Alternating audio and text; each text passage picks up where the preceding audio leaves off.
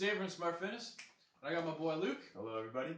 And today we're going to talk to you about when you should start a workout program and when you should take a break from your workout program. So, let's get started with the basics here. When you should start a workout program. In my opinion, there's no time better than the present to start. What's stopping you? Just get up and do it. Even if it's something as simple as going for a walk every night, doing some bodyweight squats before you go to bed, it's a start.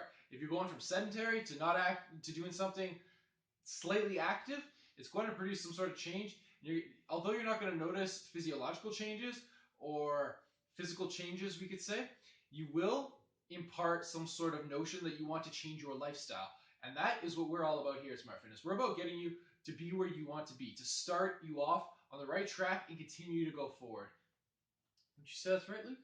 That is correct. Get moving, get started ASAP, as soon as possible. The more you delay, the longer you're going to put off changing your life.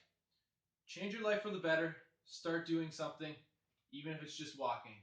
With that being said, walking isn't enough. So, what do you suggest as the next step for people wanting to get into a workout program? I would suggest just getting your feet wet. If you haven't worked out before, go into a gym, see what it's like, check out the atmosphere, learn off other people. But as I've said in previous videos, keep in mind, people that work out generally may not be having the best advice, might not have the best form, could be on some sort of substance that is progressing them, we'll say. I don't want to basically don't look to the biggest guys in the gym as your role model at the beginning there. Be realistic. Yeah. Don't be afraid to try new things. Don't be afraid to ask questions either. But take those answers with a grain of salt if you don't know where they're coming from. So I've got a question for you. As a new person that's going into the gym, where should you go to look for advice on form, nutrition? Should you go to forums on the internet, ask people in the gym? Do you think they should get a personal trainer? What is your advice? Definitely going to forums, like online forums and YouTube and places like bodybuilding.com are definitely a great start. When I first started working out, I used to go to bodybuilding.com for a good portion of my stuff. But again, they're a supplement company, so every single program that they have, they're going to be promoting their supplements. Some of their programs said like having 3 or 4 protein shakes a day, which is an obscene amount of protein. So to kind of keep that in mind, that's the reason they're there, to sell the products. You should really try to go to an unbiased source. A lot of YouTube users out there are not trying to just sell themselves. They are trying to make a difference out there, like what we are. We're trying to help the average everyday person become something better with their lifestyle, healthier.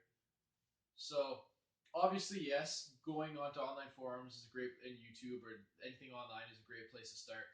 But at the same time, if you have money, definitely invest in a personal trainer.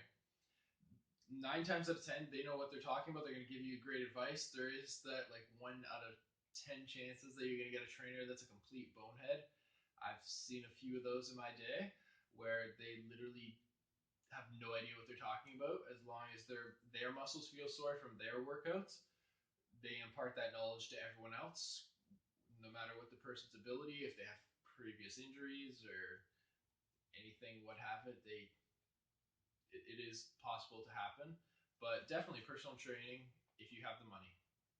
So the next step, I guess, would be for a beginner, how would they set up their program? What is your suggestion? Do you mean like in terms of like day progression, or like should they go and do body part splits? Should they do like a full body workout? What do you think is a good idea for a beginner to get started? If you're new to working out, I wouldn't suggest doing body part splits. I would say it's best off to do some sort of full body workout.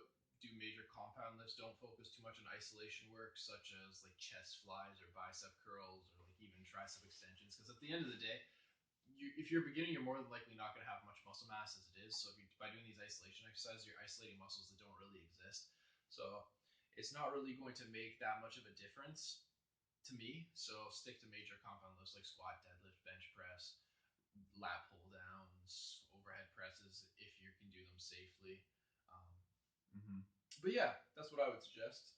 That's a good idea.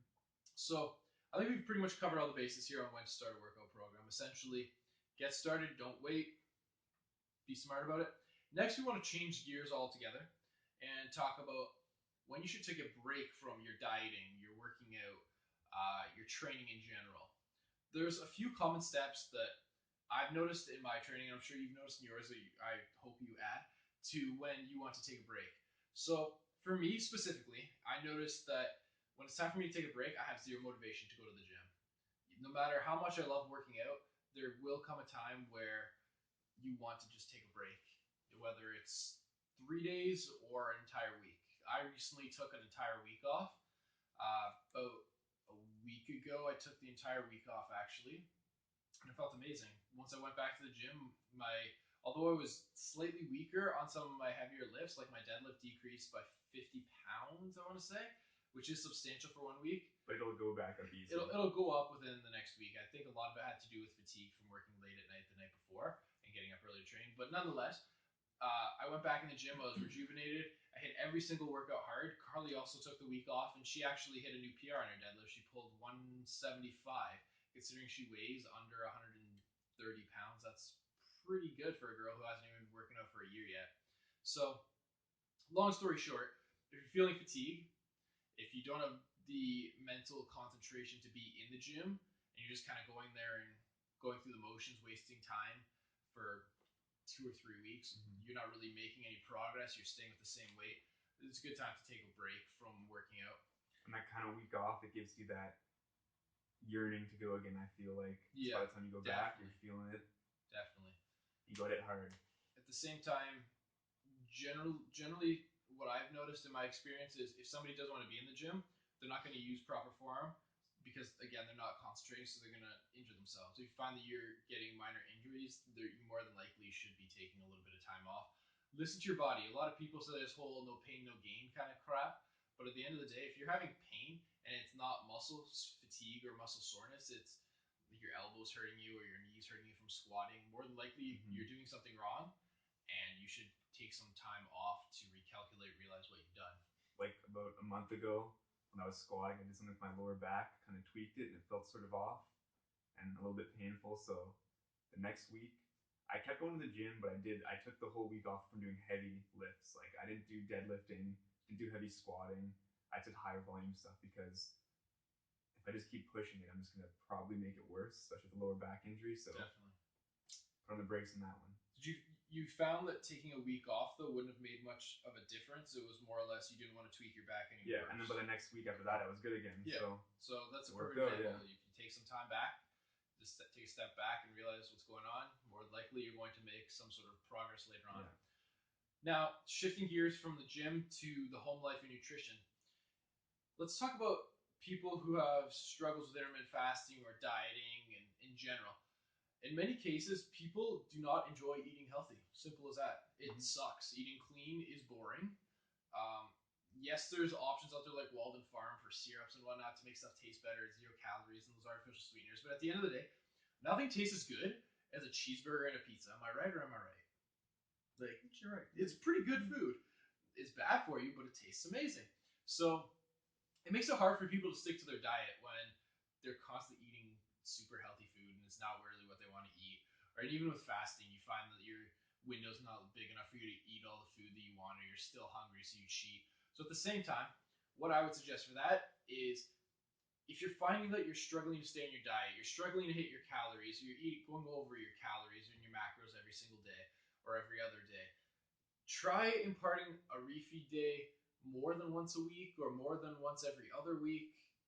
Almost in some cases, I would even suggest just get off intermittent fasting for a few days entirely if that's what your struggle is. You're finding that you can't lose weight or you don't have the commitment to it the way you used to before. Take some time off.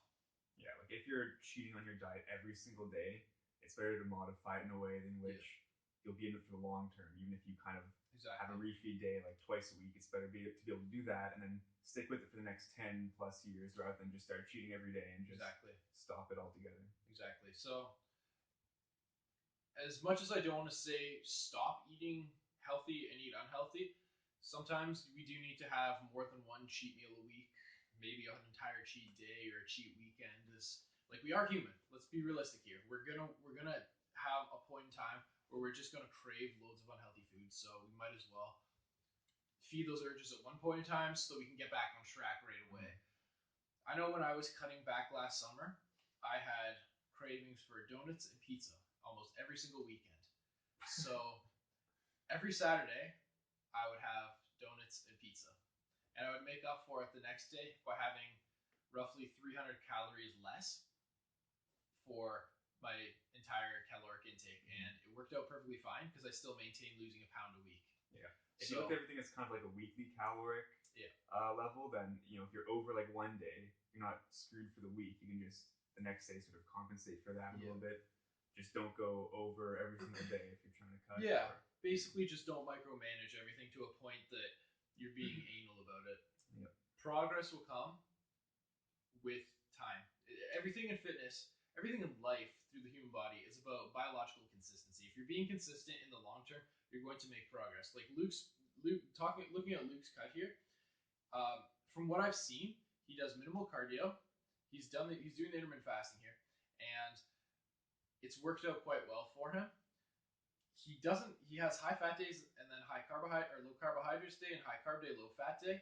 And based on the way that he's moving everything around for his training styles, he's incorporating certain foods that some would deem that they're not exactly nutritious, but it keeps him in his caloric boundaries, so it almost works out fine for him. So he doesn't macros, so he doesn't get cravings to sit there and eat ice cream or pizza and pop because he gets it to fit.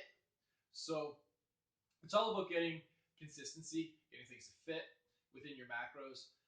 Long story short, if you track your macros, if you take time off and you don't micromanage, you're going to make progress down the road. So consistency, dedication. Exactly.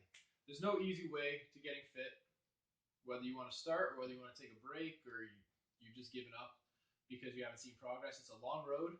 Stay committed. Stay strong, guys. This is David and Luke. Take care. With Smart Fitness.